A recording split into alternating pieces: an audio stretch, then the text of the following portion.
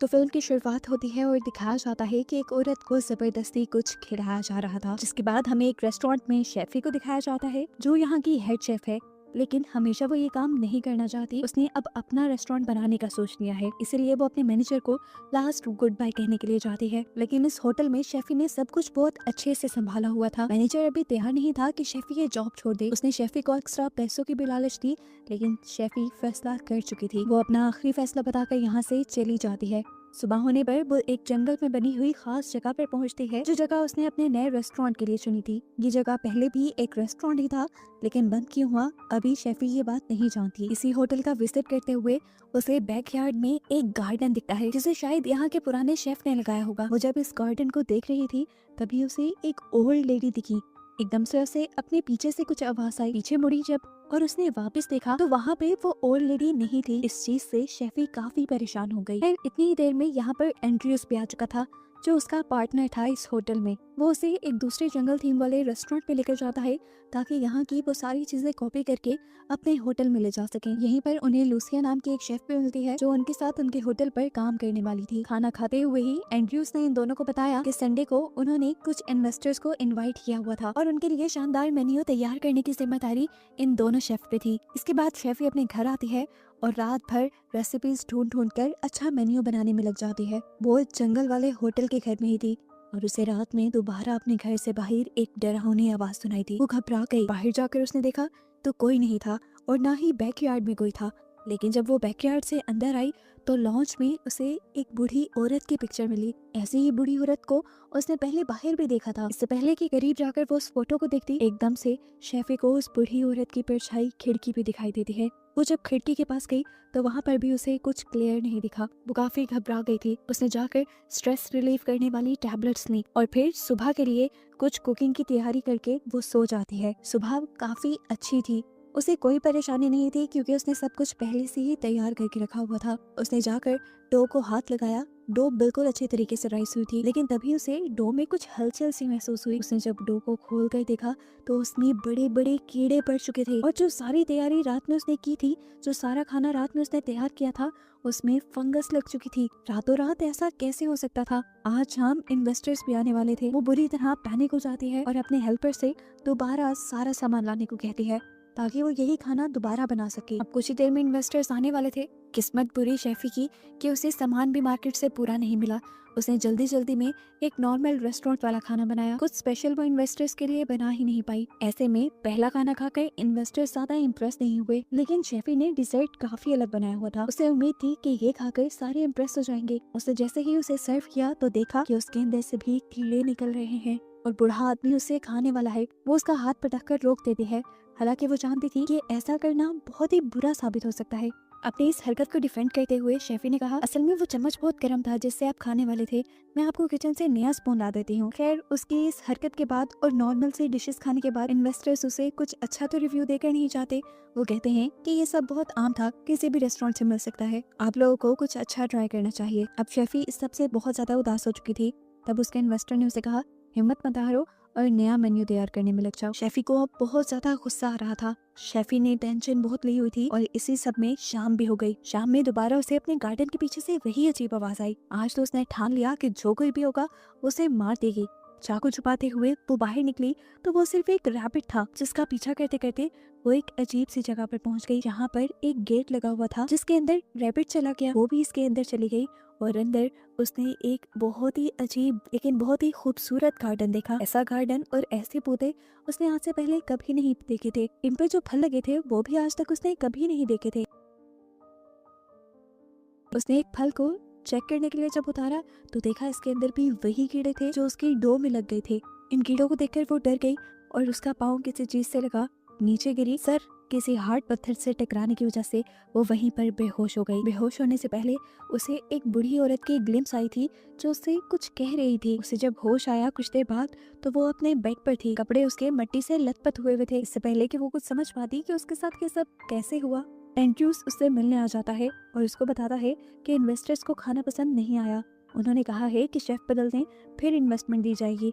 ये सुनकर शेफी का गुस्सा और भी ज्यादा बढ़ जाता है, क्योंकि उसने अपनी पूरी जिंदगी की कमाई अपनी जॉब सब कुछ इस रेस्टोरेंट पर कुर्बान कर दिया था और ऐसे कैसे वो शेफ बदलने का कह सकते थे। खैर शेफी अपने गुस्से को ठंडा करती है और एंड्रयूज से कहती है प्लीज मुझे 2 हफ्ते का टाइम दो, मैं सब कुछ पहले की तरह बेहतर कर दूंगी। अब शेफी रोज खाना बनाने में लग जाती है लेकिन किसी भी दिन उसका खाना मजेदार बन ही नहीं रहा था। उसे समझ नहीं आ रही थी वो गलती कहाँ कर रही है। खैर उसी दिन उसे अपनी जैकेट की पॉकेट में से एक फल मिला। ये जैकेट गार्डन में गंदी हुई थी, ये गार्डन का फल था जिसे उसने साइड पे रखा और दोबारा खाना बनाना शुरू कर दिया। लेकिन खाना इस मर्तबा भी अच्छा नहीं बना। फ्रस्ट्रेट होकर उसने सारा खाना गिरा दिया और फिर उस फल को चखा। ये फल बहुत ही ज्यादा मजेदार था। इसको खाकर शेफी को आइडिया आया कि क्यों ना उसे गार्डन के फलों से खाना बनाया जाए। वो अब बिना कुछ सोचे समझे गार्डन में जाती है एक छुरी लेकर और सारे पौधों का थोड़ा थोड़ा सैंपल ले लेती है। उसने सारे चख के देखे, ये सारे मजेदार थे, यहाँ तक कि इन पौधों के पत्ते भी मजेदार थे। उसने इन सारे पौधों का टेस्ट लिखकर नोट्स बना लिए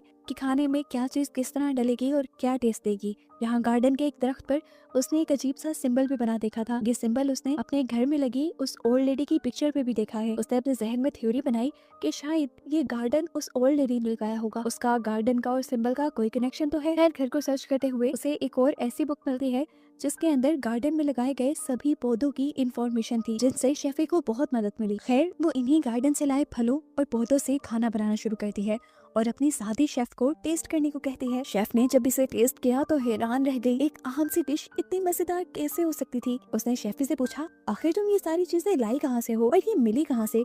शेफी ने गार्डन के बारे में बताने के बजाय उसे झूठ बोल दिया कि ये सब चीजें मेरी फ्रेंड ने ला कर दी हैं। एक दिन ऐसे ही जब ये लोग बैठे बातें कर रहे होते हैं तो इन्हें गार्डन के पास एक बूढ़ा आदमी दिखाई देता है। शेफी फौरन ही इस आदमी को देखकर उसके पास जाने के लिए खड़ी हो जाती है।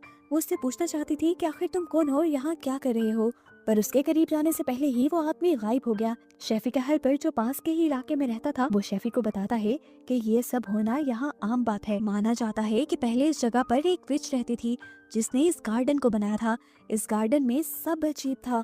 वो इस गार्डन की चीजों से रस निकाल कर दूसरों को पिलाकर अपने वश में कर लिया करती थी और अपने साथ रहने पर मजबूर करती थी। और एक दिन ये बात गांव में फैल गई और जब लोग उस जगह को चेक करने के लिए आए तो तब विच वहाँ से भाग गई और उसके गार्डन में कीड़ा लग गया था। वो लड़का शेफी से कहता है आप परेशान मत होना, ये सब पुरानी बातें हैं, कितना सच है इसमें कितना झूठ कोई नहीं जानता। शेफी अब उससे कहती है तुमने जो कहा सब सच है, मैंने उस औरत को भी देखा था, बस एक झलक। शायद वो चाहती है कि मैं उसके गार्डन की देख रेख करूँ और शेफी अब ये करने भी लग जाती है। कई दिन वो उस गार्डन की देख रेख करती है और रात में अपने रेस्टोरेंट के लिए उन्हीं के पौधों से और उनके टेस्ट से नोट्स बनाती है। इस नोट्स और अपने मेन्यू के नीचे उसने वो सिंबल भी बनाया था जो उसने गार्डन के दरख्त और औरत की पिक्चर में देखा था। ये सिंबल बनाते ही उसे अजीब सी आवाज आई। आज उसे ये आवाज बेसमेंट से आई थी जिसके अंदर भी एक टनल थी। वो अंदर गई तो वहाँ भी गार्डन से रिलेटेड चीजें रखी हुई थी। वो इन चीजों को देख ही रही थी कि एक अजीब डरावना हाथ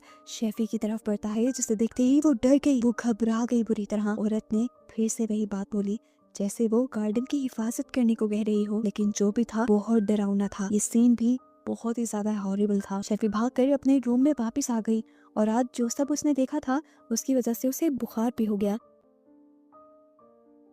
लेकिन अगले ही दिन से वो फिर काम पे लग गई। उसने अब गार्डन की चीजों से ऐसी डिशेस तैयार की थी कि एंड्रयू का दिल खुश हो गया और उसने अगले ही हफ्ते होटल की ग्रैंड ओपनिंग का फैसला कर दिया। उसने अपने शेफ और अपने स्टाफ को बुलाकर मीटिंग की और इस मीटिंग के बाद जब शेफी किचन में आई तो उसने देखा कि सारा खाना बिखरा पड़ा है और किसी आदमी की भी आवाज आ रही थी। पास गई तो देखा कि ये आदमखोर था जो खुद ही अपने ही उंगली काट कर खा रहा था। शेफी ने उसे देखकर डर कर जोर से चीख मारी और उसकी चीख सुनकर एंड्रयू यहाँ आ जाता है। इस आदमी को देखकर उसने इस आदमी का नाम लिया और फिर फौरन ही एम्बुलेंस को कॉल की। शेफी की साथी शेफ ने बताया कि ये इस होटल का पुराना शेफ था जिसने तुम्हारी तरह एक लाजवाब मेन्यू बनाया था, पर फिर पता नहीं कैसे वो पागल हो गया और ये रेस्टोरेंट बंद करना पड़ा। पहले भी ये जगह एंड्रयू ने ही खरीदी थी और अब दोबारा एंड्रयू तुम्हारे साथ ही रेस्टोरेंट शुरू करना चाहता है। शेफी को अब एक डायरी के बारे में याद आया जिसमें गार्डन के पौधों के बारे में लिखा था और उनके टेस्ट भी लिखे थे, जिससे उसने बहुत हेल्प ली थी। वो समझ गई कि ये डायरी उसी शेफ की थी जो पागल हो गया। इसमें उसने कुछ ड्राइंग्स भी बनाई थी जो बहुत ही ज्यादा डरावनी थी। इन्हीं सारी चीजों के हेलुसिनेशंस और वियन तो शेफी को भी आते थे। वो समझ गई कि ये सब गार्डन के पौधों की वजह से हो रहा है और अब वो भी जल्द ही पागल हो जाएगी अगर उसने इन पौधों के इस्तेमाल को छोड़ा नहीं तो। ये सोचते ही उसने फौरन किचन में जाकर काम बंद करने को बोला।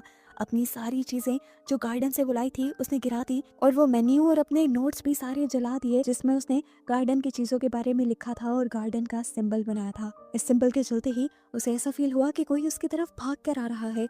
वो डर गई और जैसे ही पीछे मुड़ी तो उसकी मुंह के बिल्कुल सामने एक डरावना बूढ़ी औरत का चेहरा आ गया, जिसे देखकर वो इतना डर गई कि चीखती हुई जंगल की तरफ भागी। वो बहुत ज्यादा डर चुकी थी। उसने उस गार्डन के सारे पौधों को भी उखाड़ उखाड़ कर फेंकना शुरू कर दिया। इसी के साथ उसने जो ओल्ड लेडी की फोटो अपने किचन में रखी थी वो भी उसने फेंक दी। सुबह जब शेफ काम करने के लिए आए तो उसने फौरन मेन्यू चेंज करने को बोल दिया। इस डिसीजन से उसकी दूसरी शेफ के साथ लड़ाई हो गई और वो चली गई। उसके जाने के बाद शेफी ने गार्डन से लाई सारी चीजें फेंक दी और अपनी टीम से कहा कि हम एक नया मेन्यू बनाएंगे और नए मेन्यू पे काम करेंगे। वो खुद भी जब काम कर रही थी तो उसे पता ही नहीं चला कब उसने अपनी पूरी उंगली काट दी। आसपास के लोगों ने उसे देखकर बताया उसे तो दर्द का एहसास भी नहीं हुआ था। ये सब बहुत अजीब था। यहाँ पर लोगों को भी समझ नहीं आ रही थी कि हो क्या रहा है। एंड्रयू जब ये बताने के लिए किचन में आता है कि स्पेशल गेस्ट आने ही वाले हैं तो वो किचन में हड़बड़ी देखता है और पूछता है कि आखिर यहाँ हो क्या रहा है। तब उसे पता चलता है कि एंड टाइम पे शेफी ने सारा मेन्यू चेंज कर दिया था और यहाँ उसकी शेफी के साथ भी लड़ाई हो जाती है। फिर एंड्रयू बहस करने के बाहर चला जाता है गेस्ट को रिसीव करने के लिए, जबकि शेफी को अजीबोगरीब हेलुसिनेशंस होने लगते हैं। उसे ऐसा लग रहा था जैसे उसके मुंह से कीड़े निकल रहे हों, उसके हाथ कट गए हों जिनके कट से अब कीड़े बाहर निकल रहे थे। उसके सामने जब शेफ आए उसे डिश टेस्ट करवाने के लिए तो उसे लगा कि ये सारी फंगस से भर गई है, लेकिन इस टाइम उसने अपने इमोशंस पर कंट्रोल किया, डिश नहीं फेंकी क्योंकि उसे पता चल चुका था कि उसके हेलुसिनेशंस हैं। उसने बगैर चखे ही ये खाना सर्व करने को कह दिया, लेकिन यहीं पर उसकी सबसे बड़ी गलती हो गई।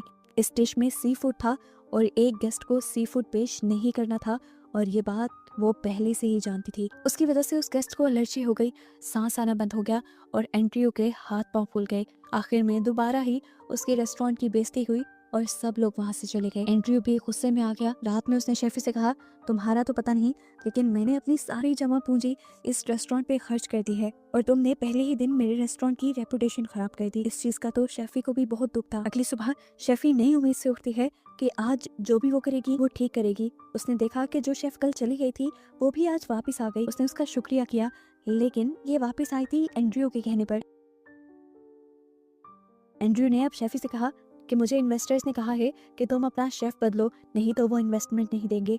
प्लीज तुम यहाँ से कहीं दूर चली जाओ। ये सुनकर शेफी गुस्से से पागल हो गई। एंड्रयू अब उसे हाथ पकड़कर वाइन स्टॉक के पास बेसमेंट में ले गया। गुस्से से पागल हुई शेफी उसी के ऊपर भड़कने लग जाती है और कहती है तुम नहीं जानते कि मैंने इसके लिए क्या किया। अपनी पूरी लाइफ स्पेंड कर दी, अपनी सारी सेविंग्स, सारा तजुर्बा, अपनी जॉब। तुमने नहीं देखी थी क्या पहले इस रेस्टोरेंट की हालत? इसे मैंने अकेले साफ किया, अकेले इस हाल तक पहुंचाया कि यहाँ के लोग बैठे और तुम मुझे ही निकाल रहे हो। उसने पास पड़ा एक हैंडल कॉक भी उठा लिया। वो यहाँ से वापस किचन में जाने ही वाली थी कि एंड्रयू ने उसे पकड़कर पीछे बने एक जेलनुमा कमरे के अंदर कैद कर दिया। शेफी हेल्प हेल्प चिल्लाती रह जाती है, लेकिन वहाँ उसकी मदद को कोई नहीं आता और एंड्रयू बाहर निकल जाता है। बाहर आते ही शेफ ने उससे पूछा कि शेफी कहाँ है, शेफी के बगैर कुछ नहीं हो पाएगा। पर एंड्रयू ने कहा वो अपनी पेमेंट लेकर जा चुकी है और आज से तुम हेड शेफ हो, आज तुम सब संभालो। लेकिन उसे इतना कुछ नहीं आता था, वो आज का इवेंट नहीं संभाल सकती थी। शेफी भी उस कमरे से निकलने की कोशिश कर रही थी, लेकिन कोई फायदा नहीं हुआ। बेसमेंट के रोशनदान से उसने गाड़ियों की चलने की आवाज सुनी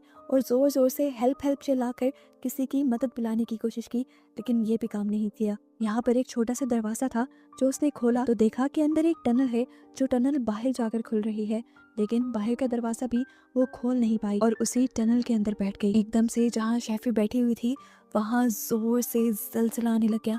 शेफी बुरी तरह डर गई, लेकिन उसने देखा कि जहाँ वो बैठी थी उसके सामने एक और दरवाजा आ गया और इसके पीछे एक दूसरी टनल थी। अब यही टनल उसे एक उम्मीद लग रही थी। उसने यहाँ से कैंडल चलाई और आहिस्ता आहिस्ता इस टनल के अंदर चली गई। इस टनल के अंदर उसे क्या दिखा? एक लाश, मरी हुई औरत की। इन्हें देखकर शेफी बहुत ज्यादा डर चुकी थी। उसने पीछे जाने की कोशिश की तो मिट्टी ने उसका रास्ता बंद कर दिया। ना चाहते हुए भी उसे आगे ही बढ़ना था, लेकिन आगे तो वो लाश थी। शेफी ने हिम्मत पकड़ी और इस लाश के ऊपर से गुजरने का फैसला किया तो उसने देखा कि ये लाश उसी बुढ़ी औरत की थी जिसकी पिक्चर उसके घर में लगी हुई थी। शेफी देखती है कि इसने यहाँ पर कुछ लिखा हुआ भी था। उसने लिखा था कि मरने के बाद इंसान और सारी क्रिएचर मिट्टी के लिए न्यूट्रिशन बन जाते हैं और वो भी मरकर अपने गार्डन को पावर देना चाहती थी। सीन्स एकदम से फ्लैशबैक में चले जाते हैं और हमें वही मूवी का स्टार्टिंग सीन दिखाया जाता है जहाँ पर एक औरत को कुछ औरतें मिलकर कुछ जबरदस्ती पिलाने की कोशिश कर रही थी। असल में वो लोग उसके साथ जबरदस्ती नहीं कर रहे थे, वो उसका इलाज कर रहे थे। इस औरत को बहुत ज्यादा बुखार था जिसका इलाज कोई डॉक्टर नहीं कर पाई थी। ये बेचारी औरत तो अपनी गार्डन की जड़ी बूटियों से उस औरत का इलाज कर रही थी। वो अपने गार्डन में लगी है हर पौधे और उसके हर फायदे के बारे में जानती थी। ये गार्डन उसने खुद बनाया था और इससे उसे बहुत ज्यादा लगाव था। उस दिन जब वो उस औरत का इलाज कर रही थी तो गांव के लोगों ने उसे देख लिया और उसे गलत समझा। गांव के लोग उसे मारने के लिए आ गए। उसने सोचा गांव वालों के हाथ मरने से बेहतर है कि मैं अपने गार्डन के लिए ही ताकत बन जाऊं। इसीलिए उसने वो टनल खोदी और उसमें जाकर वो लेट गई और फिर मरकर इस गार्डन के लिए पोषण बन गई। शेफी को ये सब उसकी हेलुसिनेशंस में पता चल रहा था, जैसे इस औरत की पावर्स ने उसे ये हेलुसिनेशंस दिखाए हों। शेफी अपने हेलुसिनेशंस में फील भी कर पा रही थी कि कैसे उस औरत को अपने उस गार्डन से लगाव था, बिल्कुल वैसा ही लगाव जैसा शेफी को अपने होटल से था। सीन्स अब यहीं से कट होकर उस गार्डन में जाते हैं जहाँ पर एक टनल के अंदर से हम एक हाथ को निकलता हुआ देख रहे हैं। ये किसी भूत का हाथ नहीं था बल्कि शेफी का हाथ था। शेफी ने बाहर आने का रास्ता ढूंढ लिया था। बाहर आते ही उसे वही रैबिट दिखा जिसे हम मूवी में बार बार देख चुके हैं। शेफी ने इस रैबिट को उठा लिया और यहाँ गार्डन के फल तोड़ तोड़ कर खाने लगी। सीन्स किचन का दिखाया जाता है जहाँ शेफी के बगैर हड़बड़ी मच गई थी। गेस्ट को भी खाना ना मिलने पर वो गुस्से में आ चुके थे और यहाँ से जाने ही वाले थे। एंड्रयू को भी कुछ समझ नहीं आ रही थी वो क्या करे और तभी इस टाइम शेफी किचन के बैक डोर से किचन में एंटर करती है। मिट्टी से लथपथ उसका बुरा हाल हो गया था। वो अब किचन से बाहर आती है और यहाँ गेस्ट का खाना टेस्ट करने लग जाती है। खाना टेस्ट करके उसने कहा ये तो बिल्कुल ही बकवास है, आए मैं आप लोग को दिखाती हूँ कि असली खाना क्या होता है। यहाँ पर उसके मास्टर भी आए हुए थे जो उसकी परफॉर्मेंस को देखना चाहते थे। पर शेफी सारी गेस्ट से कहती है अगर आप लोग को जानना है कि असली टेस्ट क्या होता है तो आप सभी लोग मेरे साथ बाहर आ जाएं। सभी मेहमान उसके साथ बाहर जाने लगते हैं। ये देखते हुए एंड्रयू भी जल्दी से अपने स्टाफ से कहकर सारे टेबल्स बाहर लगवा देता है। शेफी कुछ लकड़ियां तोड़ती है और गार्डन के बीचों बीच आग लगा देती है। इसके बाद वो उस खरगोश को काटती है और उसी खरगोश का सूप तैयार करने लग जाती है। इसके बाद शेफी गार्डन से बहुत सारी चीजें लेकर आती है और शेफी के साथ मिलकर सारे ही शेफ उसकी मदद करते हैं नया खाना बनाने में। जिसके बाद ये सारे डिशेस अब गेस्ट को सर्व कर दिए जाते हैं। सभी गेस्ट ये खाना छककर हैरान हो गए थे। ऐसा टेस्ट उन्होंने पहले कभी नहीं खाया था। वो इन्वेस्टर जो बार बार शेफी को चेंज करने को कह रही थी उसे भी ये खाकर बहुत मजा आया और शेफी के मास्टर भी उसकी बनाई इन रेसिपी से बहुत खुश हुए। सभी लोग अपना खाना एंजॉय कर रहे थे और शेफी इन सब को देखकर खुश हो रही थी। शेफी जानती थी कि ये सब उस औरत की वजह से ही हुआ है और उसके गार्डन की वजह से ही हुआ है। अब शेफी को भी उस गार्डन से उतनी ही मोहब्बत हो गई थी। शेफी अब यहाँ पर एक रेड कलर के फल को काटती है और देखती है कि उसके अंदर भी बिल्कुल वैसा ही सिंबल था जो सिंबल उसने अपने मेन्यू में बनाया था और जो सिंबल गार्डन में बना हुआ था। इसी सिंबल की रिंग भी उस औरत ने अपनी उंगली में पहनी हुई थी जो शेफी निकाल लाई थी। यानी अब शेफी उस औरत वाली ड्यूटीज निभाने वाली थी। और बस यही दिखाते हुए ही ये कहानी यहाँ खत्म हो जाती है।